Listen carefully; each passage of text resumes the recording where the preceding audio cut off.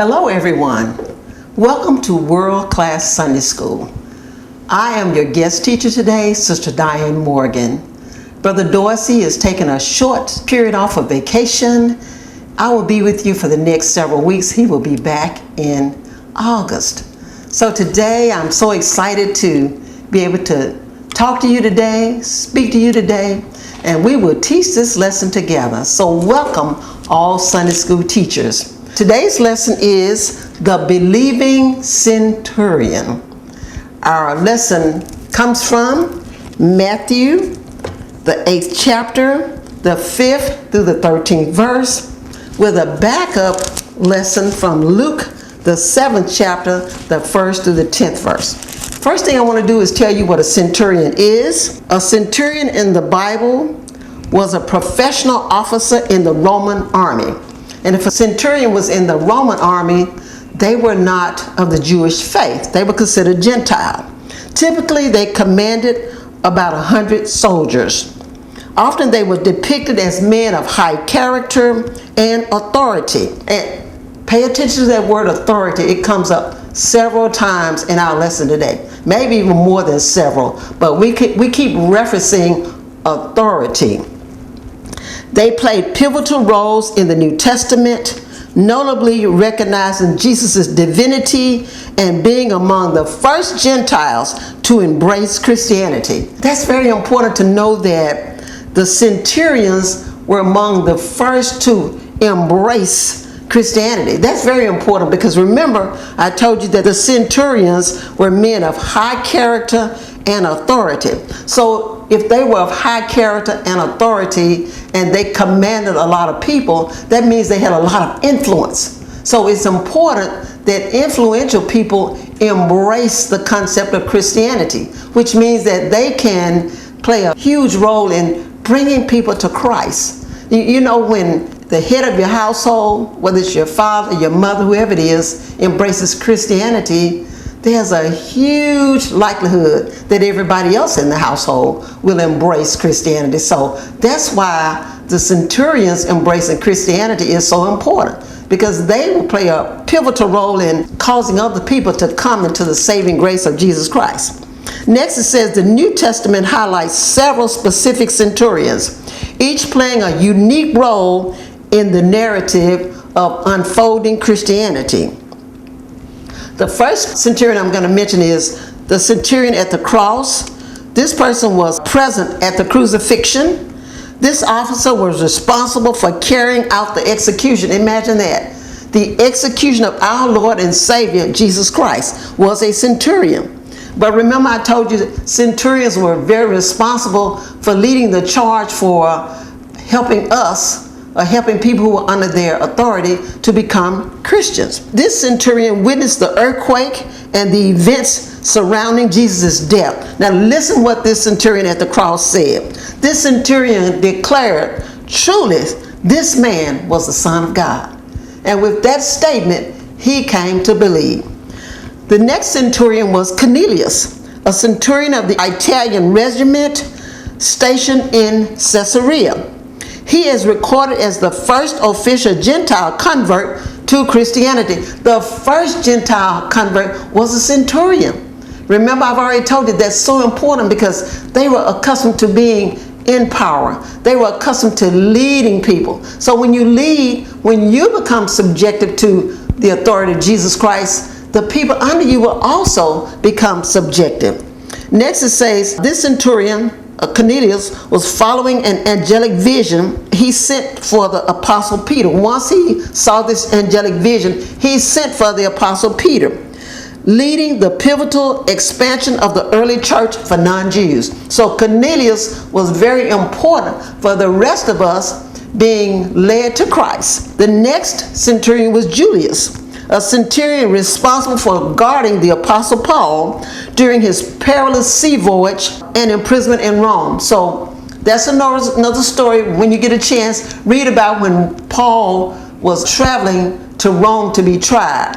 But Julius, the centurion, or the chief of the military, made sure that Paul was well taken care of. And today's centurion, the centurion at Capernaum, he was stationed in Galilee This officer humbly asked Jesus to heal his paralyzed servant. He famously told Jesus that he only needed to say the word for the healing to happen. Jesus was amazed by his display of faith, and he granted the healing. That's a little background on who the centurion was that we're talking about today, but it's such a wonderful story. There are two different versions. I'm going to briefly cover both versions. One has the centurion actually coming to Jesus and asking him for his help. The other one has someone who is under the direction and guidance of the centurion going to Jesus on behalf of the centurion with his request. So first we're going to cover Matthew the 8th chapter, the 5th through the 13th verse. And Jesus had already completed the Sermon on the Mount. He was returning home. And along the way, Jesus stopped and did some marvelous things, including healing a leper. And in those times, people with leprosy were not supposed to approach other people. They were supposed to yell out, "I'm unclean, I'm unclean," so that people would avoid them. But Jesus didn't avoid people. Jesus made it his business to heal the leper so that people could see his magnificent power, that he could heal that leper and not contract leprosy himself. So that's what had just taken place before Jesus entered Capernaum, which is his hometown at that time period. Verse 5, now when Jesus had entered Capernaum, a centurion came to him. No name for the centurion, not even important.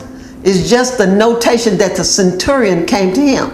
And I've already told you the role of the centurion, to lead the Roman army, a man of great power, a man of great authority, but a man who had found friend among the Gentiles, but also among the Jews. So it says, now when Jesus had entered Capernaum, a centurion came to him pleading with him. So we already know just by this centurion pleading with Jesus that he knew that Jesus was powerful. He possibly had witnessed some of Jesus' miracles.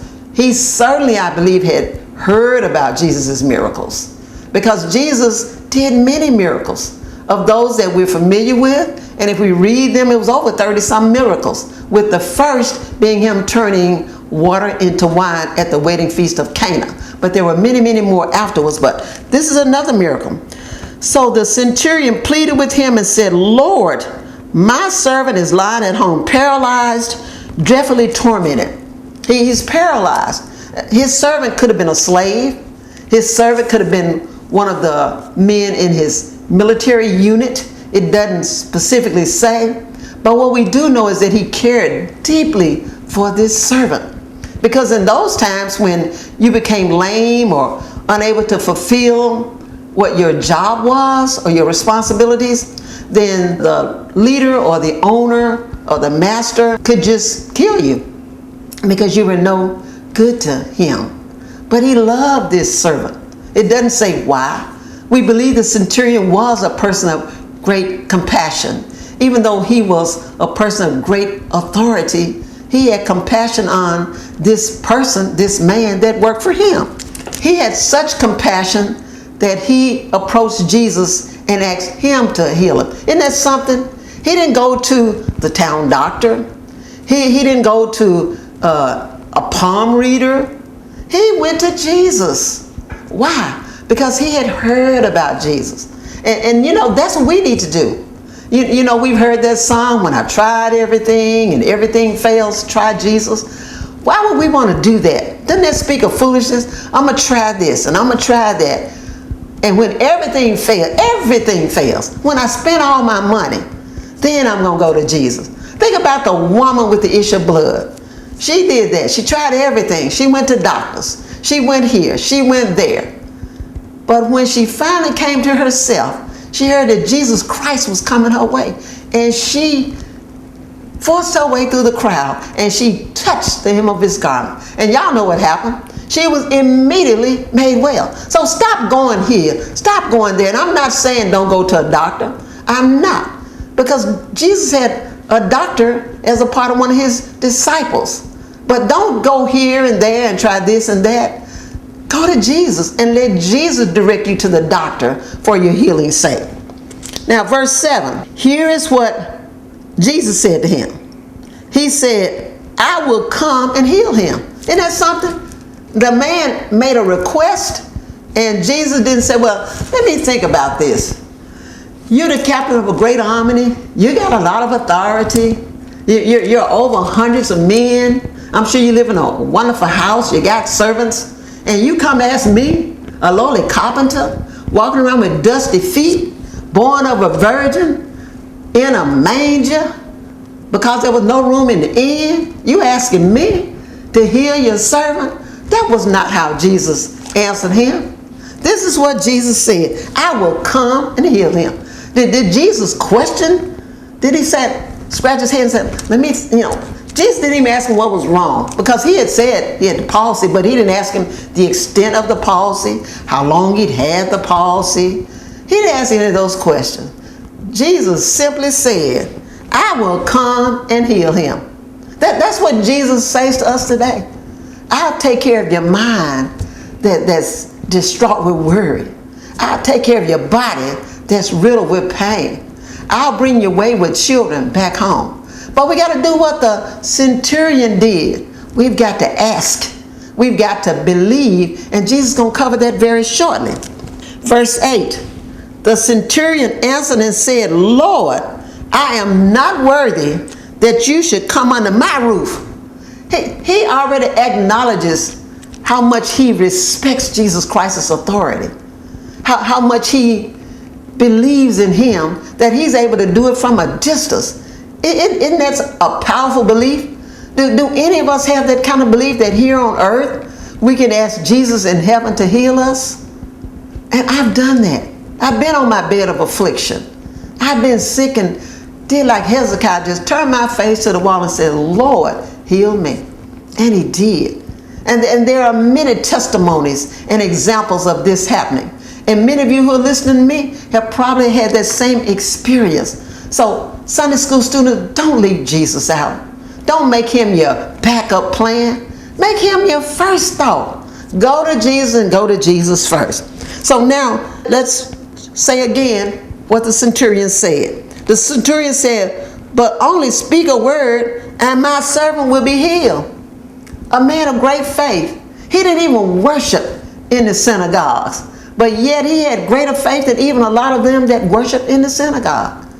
He had a greater faith than even many of us who go inside the church all the time. We there sun up to sundown. We got our Bibles open. We're in Bible study, Sunday school, but yet we don't have the faith that this centurion had.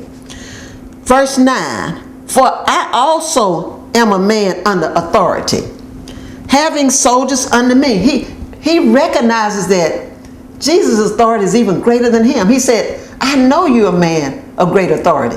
He said, because I'm a man of authority. And authority recognizes authority, and you have even more authority than I do.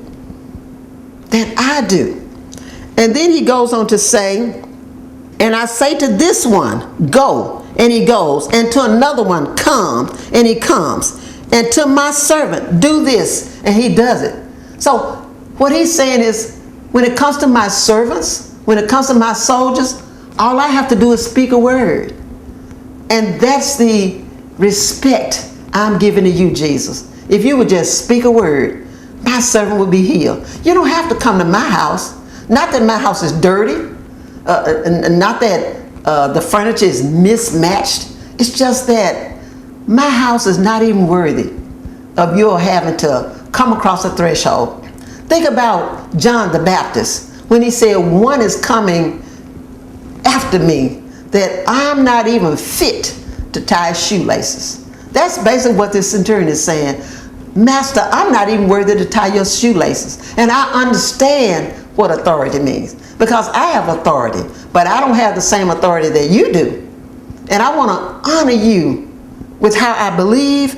I want to honor you with the faith that I have. And he may not have even spoken the word faith, but he demonstrated it. Not only did he demonstrate it, but Jesus recognized it. Verse 10, when Jesus heard it, when he heard him say, when I say come, they come. When I say go, they go. When I say do this, they do it. Jesus said, isn't that amazing that you come to me? You ain't never met me before, but yet you've heard that I do miraculous things and you believe. Verse 10, when Jesus heard it, he marveled. Jesus was amazed and astounded, and nothing catches Jesus by surprise. But the mere fact that this centurion who's over the Roman army, don't forget the Romans, they're going to be the ones who crucified Christ. Don't forget it. They're going to be the ones who marching from judgment hall to judgment hall. But remember that Jesus loved everyone. He didn't say, well, you're a great army leader. You go and see if you can't get somebody else to heal your servant. No, he didn't do that. Jesus had great compassion, but it said he marveled at it. He was like, this man is over a lot of people. Wouldn't that be amazing if our political leaders did that? If they stepped down off their high horse and they recognize that there are other people that are worthy, that there are other people that they should consult to make decisions. Even some of our pastors, our bishops, even some of our evangelists would do well to follow Jesus' example, to marvel at the things that just everyday people know. But going back to the centurion, he loved his servant enough to humble himself before Jesus. What are you willing to do to humble yourself before Jesus? Well, what is that one thing that will bring you to your knees and say that Jesus is truly worthy? Jesus is worthy. Is it your children? Is it your spouse? Is it your job? Well, what is it that makes you say, let me go to Jesus first? Let me not do it on my own or attempt to. Because as we see here, Jesus welcomes us coming to him first. That's why he was amazed, because the centurion leaders thought they had it all together. They thought they could do everything. But this man, this centurion recognized, I can't heal him. And this person that was down with the palsy, which is a paralysis, which he couldn't move, may have been one of his favorite slaves, may have been one of his favorite servants, may have been one of his favorite soldiers. But one thing we do know, it didn't tell us what his status was, but we know by the mere fact that his master humbled himself and went to the master and said, if you but speak a word, you ain't got to come to my house. Matter of fact, I would rather you didn't. I feel like my house is not worthy. I might live in a big mansion worth millions of dollars, but it does not compare to the mansion that you have above. And I just trust and believe that all you got to do is say it. Let's go back to number 10. When Jesus heard it, he marveled and said to those who followed. You hear him? He said to those who followed. Wherever Jesus went, there was a crowd. If you think about our judicial system, wherever the president goes, there's going to be a crowd. If you see President Trump, there's going to be a crowd of people. If you see Mayor Paul Young, there's going to be a crowd of people. If you see the governor of Tennessee or County Mayor Harris, there are going to be people with him and entourage. So wherever Jesus went, people went. Maybe they needed a favor from him. Maybe they just wanted to hear what he had to say. Maybe they just wanted to look at what he was going to do. But there was always people with Jesus. So next, after Jesus had marveled, after he heard this, here's what Jesus said. Assuredly, I say to you, he's speaking to the centurion, I have not found such great faith, not even in Israel. Israel, that's Jesus' people. He has not found such great faith among his own people. Imagine that. This was a Gentile who, because of his faith, said, Jesus, if you would just speak the word, I know my servant will be healed. And Jesus was amazed. Imagine that. And in that, Jesus was caught off guard. It wasn't. It was just the fact that this man came to him. And Jesus' expectation is that Israel, the Jews, are going to do this. But what did the Jews say? Give us Barabbas. The Jews didn't want him because they wanted a king that came sitting on a big stallion with fine raiment and a big crown. And when he didn't come like that, they were disappointed. So that's why Jesus said, it's as if he was saying, my Lord, my Lord. He said, I have not found such great faith, not even in Israel. Verse 11. And I say to you that many will come from east and west and sit down with Abraham, Isaac, and Jacob in the kingdom of heaven. Many are going to come. The Jewish people from different places are going to come when everything is over, and they're going to be sitting with Abraham, Isaac, and Jacob. But the sons of the kingdom will be cast out into outer darkness. And this is giving you a relationship saying that the centurion had a welcome seat in the kingdom. That some of the people who think they're going to be in the kingdom are not. You see, it says, but the sons of the kingdom will be cast out into outer darkness. But that's because everybody who think they're going to make it in, they're not going to make it in. So check yourself. See where you line up in your faith. Look at your faith barometer and see if it's rising, if it's staying the same, or if it's dropping. If it's staying the same or if it's dropping, you need to get busy because your faith barometer needs to continue to rise. But Jesus is teaching a great lesson here. But the sons of the kingdom will be cast out into outer darkness. There will be weeping and gnashing of teeth. Some people are going to be like, how I get kicked out? How come I'm not sitting at the right hand of Jesus? How come I'm not on the left hand of God? Why am I not there? Why is this centurion in heaven, but I'm not? Ask yourself that question. Why is the centurion, who is a Gentile, who is a non-believer, going to enter heaven, and you're not? You don't have to be in that position. Think about it. Now's the time for you to get it right.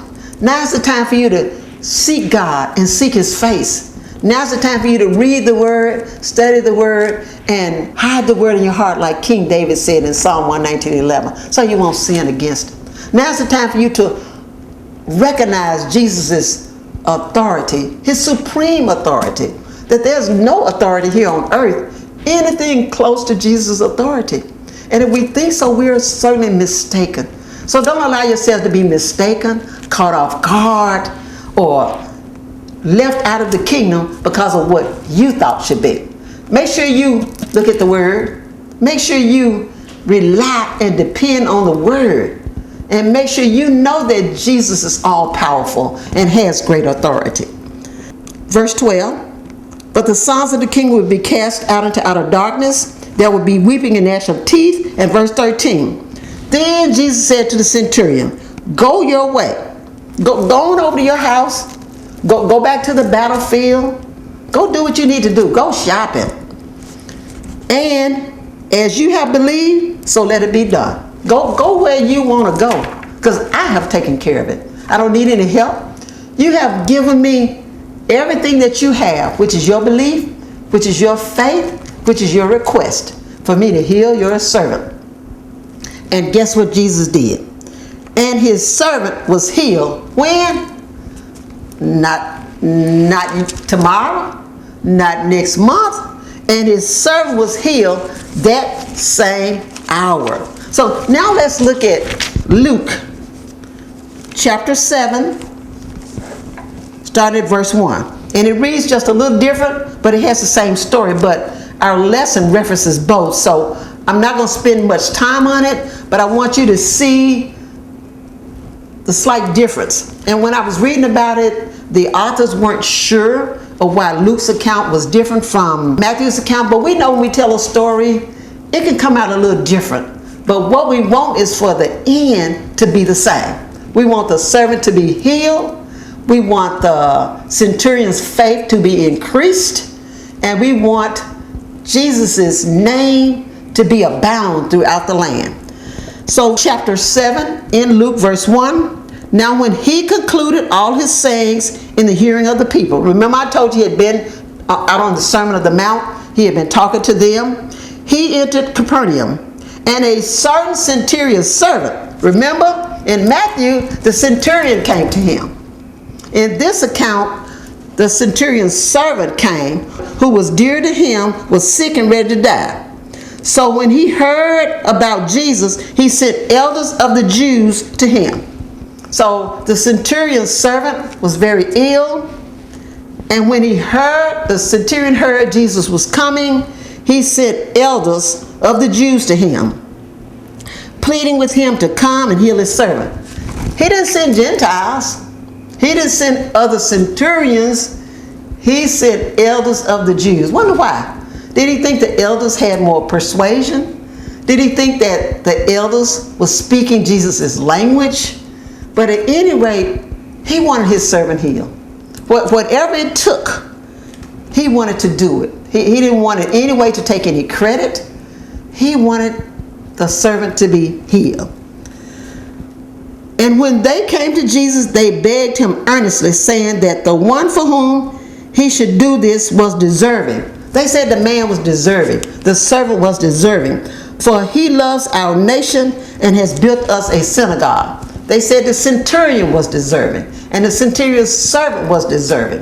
And the centurion was deserving because he had built synagogues for the Jewish elders. So the servant was deserving, and so was the centurion, to be honored by the favor from Jesus Christ. But remember what Jesus Christ said: I have never seen faith greater than this.